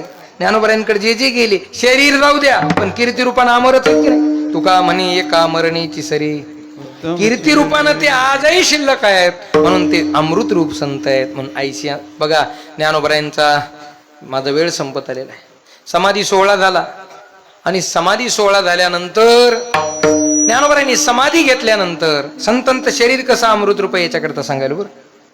समाधी घेतली आणि समाधी घेतल्यानंतर समाधीचा प्रसंग तुम्हाला सर्वांना माहित आहे.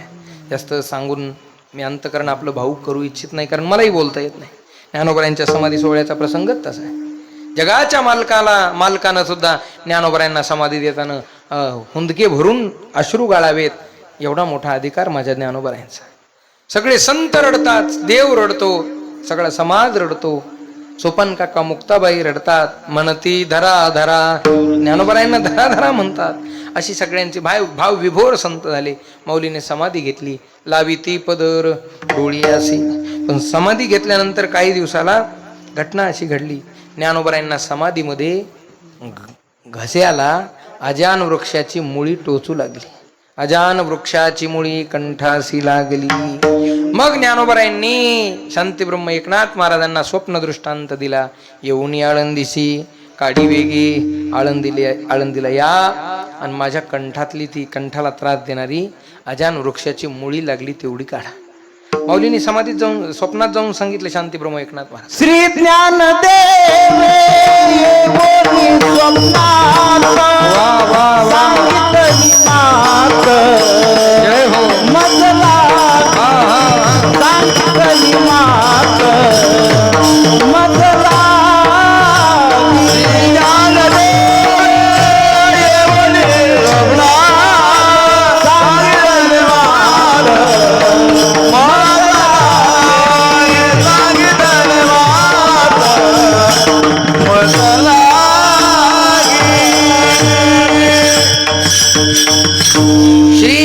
देवे योनी स्वप्नात सांगितली मात मज लागे. मात म्हणजे गोष्ट.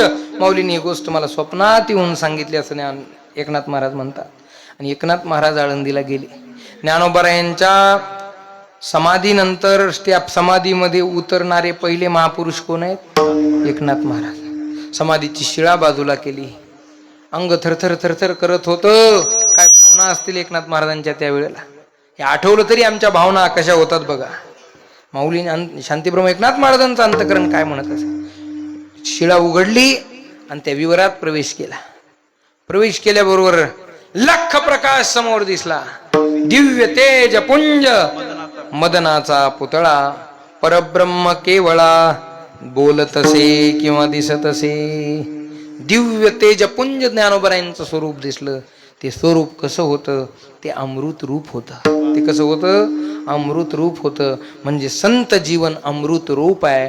म्हणून अमृताची फळे अमृताची वेली असं ज्या संतांचं जीवन आहे. ऐशियांचा संग दे नारायणा नारायणा, अशा संतांची संगत मला दे. का संत हे बघा, कोणती गोष्ट दे कधी म्हणावं लागते? आपल्याकडं नसल्यावर, मिळत नसल्यावर. जी गोष्ट मिळते त्याला गर्दा, का जी गोष्ट मिळत नाही त्याला गर्दा? आता निस्ती भूमिका झाली, डिझेल पेट्रोल मिळणार नाही. निस्ती भूमिका झाली तर पेट्रोल पंपावर रांगाच्या रांगाच लागल्या. आम्हालाही चिंता पडली, आम्हालाही भेटतंय का नाही, आमच्या तर महिनाभर आणखीन फिरायचंय, भेटतंय का? आम्ही बी 10-10 हजाराचं स्टॉक करून टाकलो. काय करता आता? गर्दा नको तिथं. चर्चा झाली का वाटू लागलं हे भेटणार नाही म्हणलं की तिकडं संत भेट सुद्धा भेटत नाही, दुर्लभ आहे. मत संगस्तु दुर्लभो अगम्यो अमोघश्च. संतांची संगती दुर्लभ आहे, संतांची संगती अगम्य आहे, संतांची संगती अमोघ आहे. म्हणून बऱ्याच गोष्टी दुर्लभ आहेत. आता जास्त सांगून वेळ घेणार. दुर्लभम त्रयमय वैतात देवानुग्रह हेतुकम मनुष्यत्वम मुमुक्षुत्वम महापुरुष संश्रय. या 3 गोष्टी दुर्लभ सांगितल्या. पहिली गोष्ट, माणसाचं शरीर दुर्लभ आहे. हे शरीर मिळालं हेच आम्हाला दुर्लभ आहे. आता ते कसं मिळालं त्याच्याकरता बरेच उदाहरणेत, वेळ माझ्याकडे नाही. हे शरीर मिळणं दुर्लभ आहे. मग शरीर मिळाल्यावर कीर्तनात येऊन बसलं पाहिजे की नाही? बसलं पाहिजे. कीर्तनात आल्यावर झोपलं पाहिजे की नाही? हा, अहो काय कीर्तन रोज रोजच आहे, झोप काय रोज असते का? झोप रोज आहे का कीर्तन रोज आहे? म्हणून झोप कीर्तनात आल्यावर जरूर विठ्ठल विठ्ठल विठ्ठल विठ्ठल. चला ऐका, शरीर पहिली गोष्ट मानवी शरीर दुर्लभ आहे. दुसरी गोष्ट मुमुक्षुत्व, काय मी उद्धार पावेन, काय कृपा, हे असं वाटणं दुर्लभ आहे. आणि चला वेळ माझा संपलाय. महत्वाची गोष्ट संत संगती दुर्लभ, मिळत नाही म्हणून मागावं लागते. भाऊ एखादी गोष्ट, आता समजा मी तुम्हाला 10,000 मागितले, मागणार नाही काळजी करू नका, पण मागितले तरी तुम्ही नाही म्हणणार नाहीत मला माहित आहे. पण मी कधी मागेल तुम्हाला? माझ्याकडे असल्यावर का नसल्यावर? आता नाहीत बरं का थोडं. असं उदाहरण सांगायलो. आज माझ्याकडे जर नसले तर मी काय करीन, मागेल. संत तुकोबरायांसारख्या महात्म्याला सुद्धा संत संगती दुर्लभ आहे, म्हणून तुकोबराय देवाला म्हणतात, देवा द्यायचं असेल तर काय दे, संत संगती दे. देव म्हणले दिली असती पण ती मलाच मिळत नाही. म्हणजे देव सुद्धा संत संगतीला आसुसलेला आहे. या सुखा कारणी देव वेडावला, वैकुंठ सोडोनी संत सदनी राहिला. धन्य धन्य ते संतांचे सदन, जेथे लक्ष्मी सहित शोभे. म्हणजे संत संगती संतांना मिळत नाही, संत संगती आम्हाला मिळत नाही, संत संगती देवाला सुद्धा मिळत. नामा म्हणे देव, वा, इच्छी संत संग. क्या बात आहे. बघा करेक्ट प्रमाण. नामा म्हणे देव, इच्छी संत संग. म्हणजे संतांची संगती आम्हाला असं वाटते यात नवल नाही. आम्ही तर सामान्य जीवन. संतांची संगती देवाला संतांना असं वाटते यात नवल नाही. संतांची संगती देवाला सुद्धा असं वाटते. कारण देव सुद्धा म्हणतो संत संगती मिळण्याकरता नशीब लागतं.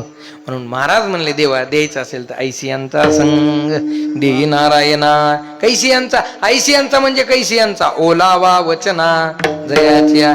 ज्यांच्या वाणीत प्रेमाचा भक्तीचा ओलावा आहे. भक्ती करावी पण वाणीत प्रेमाचा ओलावा असावा.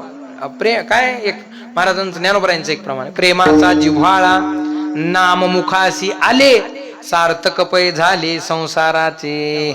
देवाचं नाव घ्यावं पण त्याच्यात प्रेमाचा जिव्हाळा असावा. संत संग, संतांच्या वाणीत प्रेमाचा जिव्हाळा आहे, ओलावा आहे. अशांची काहीची वाणी असते पण कोरडी असते, त्याच्यात अजिबात ओलावा नसतो. बरं का. मग संपले माझं कीर्तन. बोलणं गोड असावं का खरं असावं? दोन्ही गोडही असावं. काहीच बोलणं गोडही नाही खरंही नाही. काहीच गोड आहे पण खरं नाही, काहीच खरं आहे पण गोड नाही. संतांचं साचा आणि मवा मितले आणि रसाळ, शब्द जैसे कल्लोळ अमृताचे. संतांचं बोलणंही गोडही आहे आणि बोलणं खरंही आहे. काही खरं बोलते त्याचं खोटं नसतंय पण वाचकूनच बोलते. काय करायचं असं खरं बोलण्याला? अहो खरंय हो पण कसं असावं प्रेमान. काही इतकं गोड बोलतेत ना महाराज, जय हरी जय हरी जय हरी महाराज, असं म्हणलं की वाटतंय ते लगेच. मग आता तुमची आम्ही आठवण केली ती, समजायचं हे इतकं गोड बोला नाही याच्यासारखा लबाड दुसरा. लई गोड बोलणारापासून जरा हे बघा, एखादा कणकण बोलणारा असू द्या पण त्याचं बोलणं जर खरं असेल तर परवडतंय. पण लई गोड बोलणाराचं बोलणं परवडत नाही बरं का. लई जे गोड बोलतेत ना इथं फार धोका असतो. जास्त साखर खाणं, साखर चांगली का वाईट? मग पित नाहीत का चहात? साखर गोड आहे का नाही? साखर गोड आहे पण जेवढी गोड आहे तेवढी धोकेदायक आहे. म्हणजे लई गोड बोललं की समजायचं मधुतिष्ठती जी वागरे हृदय तू हला हलो विठ्ठल.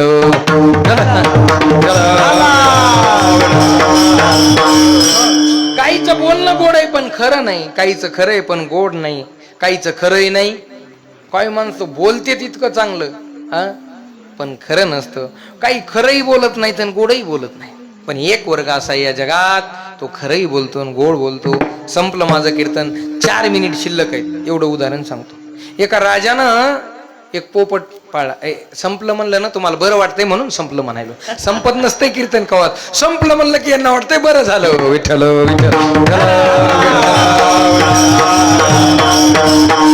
पण काळजी करू नका, खरंच संपत आलंय. आता घंट्याभरात सोडणारच आहे मी, जास्त वेळ घेणार नाही. ऐका, एका राजानं भाऊ एक पोपट पाळला. पोपट काय पाळला? त्याच्यावर फार नितांत. आता जी शोक असतो प्रत्येकाचा, कोणाला कशाचा कोणाला कशा. त्यानं ते प्राणी पक्षी पाळला. जाता येता त्याच्या पाठीवरून हात फिरवायचा, येताना त्याला द्रांक्षे द्यायचा. मलाही द्रांक्षे दिले ते पण आवाज बसतो म्हणून मी आणले होते ना मग वशा नाही. पण ते महाराज द्रांक्षे द्यायचा, कधी त्याला चिक्कू द्यायचा, कधी त्याला सोनपेटून येताना कधीच रिकामा यायचा नाही. कोण? मी ते राजाचं सांगायलो.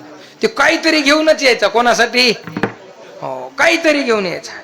राजानं ताकीद दिली नगरीतल्या लोकांना, हे बघा हे पोपट माझा अत्यंत लाडका आहे, माझा अत्यंत प्रिय आहे. याच्याविषयी वाईट बातमी मला कोणी सांगायची? ज्यानं वाईट बातमी सांगितली त्याचं जीवन, त्याला देहदंड, त्याला फाशीच. लोक म्हणले कमाल जाईल. ठीक आहे बाबा म्हणले. पण दुर्दैवानं एके दिवशी काय रोग आला आणि काय नाही की ते पोपट मेलं. महाराज आता ते मेलं असं. पण ते काय करावं आता? राजानं सांगितले पोपटाविषयी वाईट बातमी कोणी सांगायची नाही. सांगाव कोणी? पोपट मेला हे राजाला सांगता येतंय का? आप्पा नाही सांगावं तर राजा दंड देईल.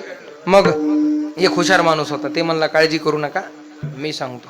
राजाकडे गेला. ओ राजेसाहेब म्हणले, काय राजेसाहेब? अरे काय बोल ना. ते तुमचा पोपट काय, माझ्या पोपटाचं काय? अहो तुमचा पोपट आहे ना, ते जमिनीत पडलाय, जमिनीत. बर बर पुढं? अहो त्यानं हात पाय असे लांबविलेत. अहो पुढं काय सांग? अहो त्यानं डोळे सुद्धा पांढरे. अरे पुढं काय? अहो त्यानं जीभ अशी, त्याची चोच अशी मोकळी केली. अहो ते हालना सुद्धा, अहो ते बोलना सुद्धा. अरे मेला म्हणणं. ते म्हणला मी नाही म्हणत, तुम्हीच म्हणा.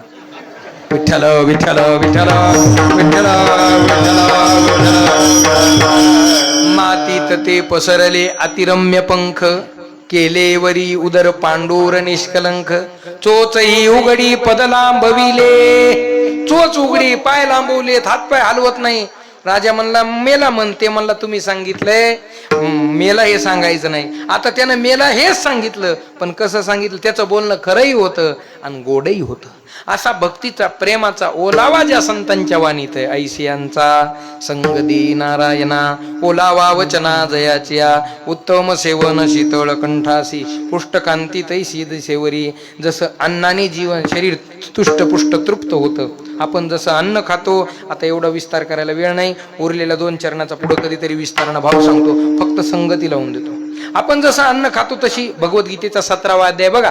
17व्या अध्यायात 3 प्रकारचा आहार सांगितला. राजस, सात्विक, तामस. फक्त एक श्लोक सांगतो तामस अन्नाचा. यातयामम गतरसंपूति परियुष्टंचेत उच्चिष्टमपिचामेध्यं भोजनं तामसप्रियं. बस, आता बाकीचे कळाले तुम्हाला.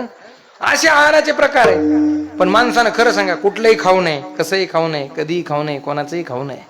कारण आपण जसं अन्न खात असतो तसं शरीर होतं. नुसतं शरीर नाही, तसं मन होतं. नुसतं मन नाही, तशी बुद्धी सुद्धा होते. जैसा खाओगे अन्न वैसा हो, तस्माद अन्नमयम मनहा. म्हणून बघा, काय आणखीन एक मला पद आठवत नाही. विठ्ठल विठ्ठल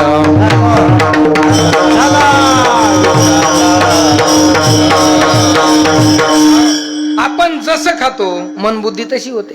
म्हणून काही खाऊ नये. हॉटेलमधलं खावं का? खात नाहीत का? खाऊ नये पदार्थ, ते स्वच्छ नसतात. पण लोक काय महाराज, आता जाऊ द्या, वेळ माझा. काय लोक खाण्यासाठी काय डोकं लावतील काय सांगता येत नाही. त्या सोनपेठला चौकामध्ये जिलेबी गरम गरम भेटते बघा. भाऊ बी म्हणाले, मी शेळगाव मधले 2 मित्र बघितले तिथं, माझ्या ओळखीचे नाव सांगत नाही, तुम्हालाही माहिती आहे. ते चौकात गेले महाराज, त्या चौकात अशी गरम गरम जिलेबी तळू लागली. त्यानं ती जिलेबी तळायलेली पाहिली की याच्या नाकात तो वास गेला. ते दोस्ताला म्हणला, 2 मिनिटं आपण काय करू, जरा काय करू, जिलेबी खाऊ. जिलेबी खाऊ म्हणल्यावर ते मित्र म्हणला, हे बघा तुझं बघ खरंय, मलाही खाऊ वाटायली, पण पैसे आहेत का आधी बघू दे. त्यानं खिशात हात घातला. ते मला माझ्याकडे काही पैसे नाही. ते मला तुझ्याकडे असतील ना. त्यानं खिशात हात, ते मला माझ्याकडेही नाही. आता दोघाकडेही पैसे नव्हते, पण इच्छा कशात झाली, जिलेबी खाण्याची. ते म्हणला नको जाऊ दे. नको म्हणल्यावर एक माघारी निघालं, पण ज्याला वास आला होता ना त्याला दमत नाही निघालं. ते लगेच गेलं, ओ जिलेबीवाले जिलेबी कशी दिली? ते म्हणले, बाबा 25 रुपये पावशेर द्या म्हणले. ती आपली 25 रुपयाची जिलेबी कागदावर घेतली आणि खात बसलो. ते माघारी गेलेलो, पुन्हा मागं फिरून बघितलं, हा हे तर गेलं जिलेबी खायले. म्हणला पैसे नव्हते आणि जिलेबी खायले. ते म्हणला आधी जिलेबी खाईन आणि पुन्हा पैसे नाही दिल्यावर काय खाईन, रट्टे खाईन, कारण पैसेच नाही. पण हे म्हणला पैसे नसताना खायले, आणि आपण कशाला रिकामा राहायचं. म्हणला जाऊ द्या, जे ह्याचं होईन ते होईन, आपणही जाऊ. आता हे मागून गेलो, जिलेबीवाले जिलेबी कशी दिली, 25 रुपये द्या म्हणली. त्याने ती कागदावर घेतली आणि खाऊ लागलं. आता हे मागून आलेलं हे बी खाऊ लागलं. पण जे अगोदर आलतं ना, लक्ष देऊ नाही का बरं, जे अगोदर आलतं ना त्याचं खाणं संपलं. त्यानं कागद गुंडाळला आणि ते बाहेर आलं आणि हा पाणी पिऊन निघणार. तेवढ्यात हॉटेलवाला म्हणलं, रावसाहेब थांबा थांबा, जिलेबी खाल्ली निघालेत, पण जिलेबीचे पैसे. ते म्हणला पैसे आल्या तर दिले ना. म्हणला आता दिले ते काय ना, आल्यात दिले म्हणला. ते म्हणला नाही दिले. हे म्हणला दिले नाही दिले म्हणण्यात दोघांचं चटकलं ना मला, चांगलंच चटकलं. आता दोघांचं चटकलं, हे म्हणला दिले, ते म्हणला नाही दिले. पण जे पाठीमागून आलतं ना ते जिलेबी खाऊ लागलं. ते म्हणला हीच संधी आहे, संधीचं सोनं करून घ्यावं. महाराज त्यानं कागद खात खात, ते जिलेबी खात खात त्या हॉटेलवाले, तुमच्या दोघांच्या भांडणात मी दिलेले पैसे इसरतान म्हणला. आता ते हॉटेलवालेही जरा भोळसटच होतं माझ्यासारखं. ते म्हणला नाही तुझे लक्षात आहेत. आता काय करावं असलेला हा खाण्याकरता माणसं काय डोकं लावतील काही सांगता येत नाही विठ्ठला.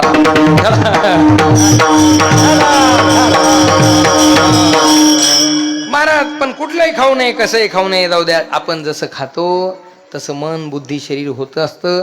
म्हणून माणसं म्हणतात तूप खाल्ल्यावर रूप येत नाही. पण असं कोण म्हणलं तुम्हाला?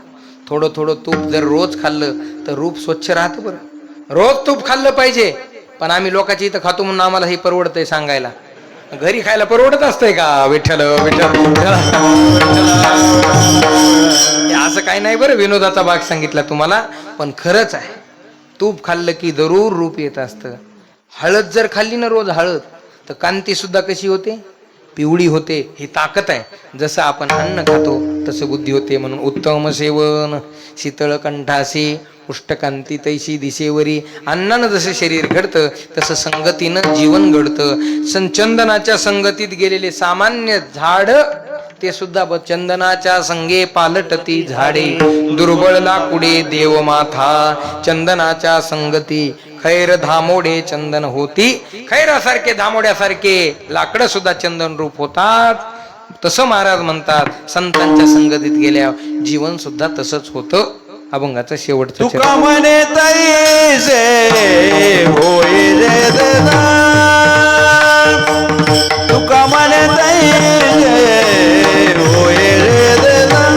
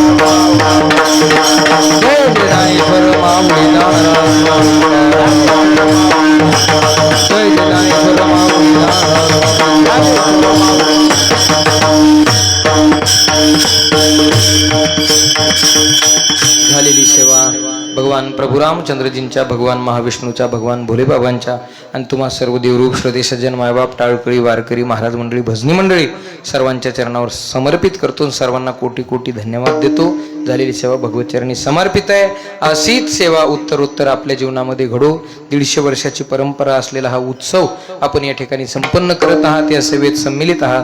अशीच सेवा आपल्या जीवनात घडो ही भगवंताकडे प्रार्थना वाणीला विराम. विठ्ठल जय जय विठ्ठल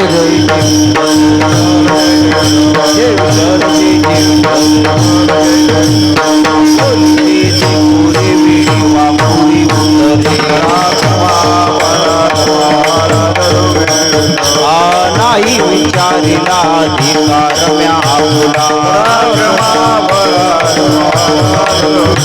तुका म्हणे ज्ञानेश्वरा राखा पाया पैकी करा